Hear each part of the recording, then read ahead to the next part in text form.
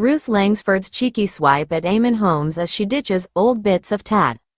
While on Loose Women, Ruth Langsford made a cheeky dig at her ex Eamonn Holmes as she revealed she was getting rid of tat as the couple continue with divorce proceedings. Loose Women star Ruth Langsford made a cheeky dig at her soon-to-be ex-husband Eamonn Holmes during a discussion about hoarding. The presenter, 64, announced her marriage to the GB News host was over in May, ending 14 years of marriage. And Eamonn has since moved on and is now dating Katie Alexander, who is 22 years younger than him. During a discussion about antiques, Ruth took the opportunity to jokingly poke fun at her split. She told the studio audience, "I'm throwing out a lot of stuff out at the minute," and on the back of her comment, the audience erupted into laughter. The mum of one's comment comes after Eamonn was seen looking cozy with Katie as they attended a pal and fellow presenter, Hayley Sparks' wedding. Posing for pictures, the couple appeared full of beans as they smiled for the camera. Also in attendance was a Place in the Sun star Laura Hamilton. Katie and Eamonn's relationship appears to be going from strength to strength as they were pictured enjoying a cruise around the Mediterranean last month. And she reportedly told those close that she is in it for the long haul. In one picture, Eamonn was spotted placing a hand lovingly on Katie's bottom as the pair docked in the Spanish party island of Ibiza. Their lavish holiday came just 4 months after Eamonn and Ruth announced their split.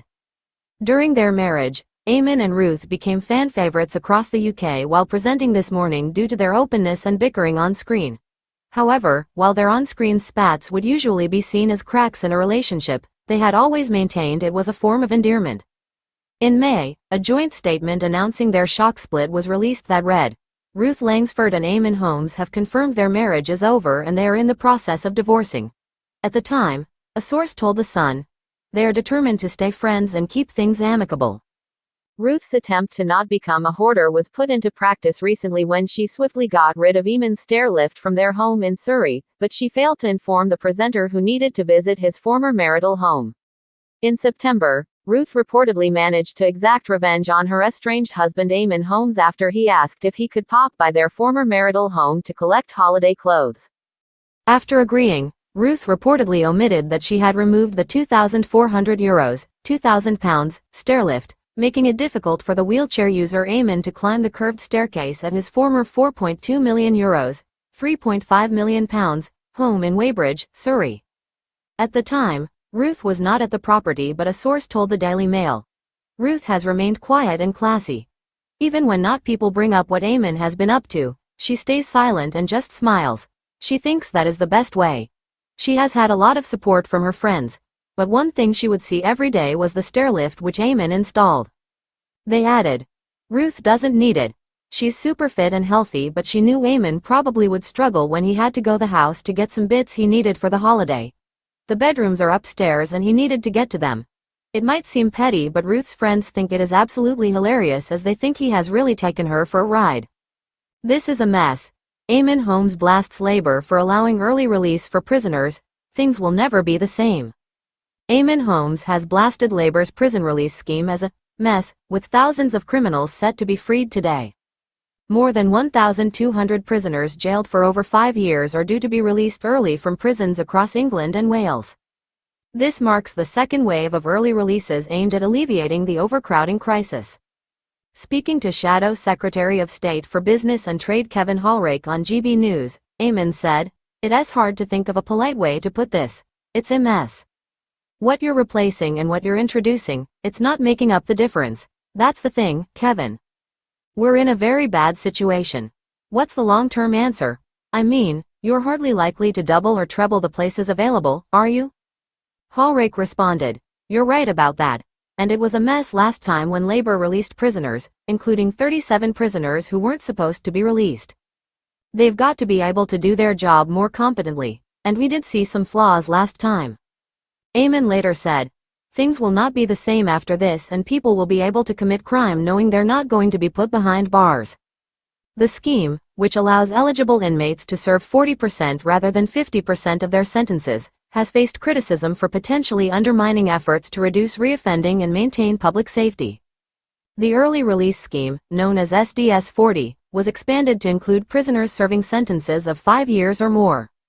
Justice Minister Lord Timpson stated that authorities are as ready as we can be for today's releases. The scheme aims to create up to 5,500 extra prison places. Eligible prisoners have been steadily leaving jails since the changes were implemented. Those released will be subject to strict license conditions. However, Martin Jones, Chief Inspector of Probation, warned that the scheme's effectiveness could be undermined by high recall rates. He noted that for every 100 prisoners released in the first quarter of this year, 56 were recalled to jail for reoffending or breaching license conditions. The Ministry of Justice has acknowledged that overcrowding had pushed jails to the point of collapse. In a heated discussion on his recent broadcast, veteran journalist and presenter Eamonn Holmes did not hold back as he criticized the Labour Party for their controversial decision to allow early release for prisoners. His impassioned remarks ignited a fiery debate surrounding public safety, rehabilitation, and the future of criminal justice in the UK. Holmes, who has built a reputation for his straightforward commentary, opened the segment by stating, "This is a mess. The government's approach to managing prison populations is reckless."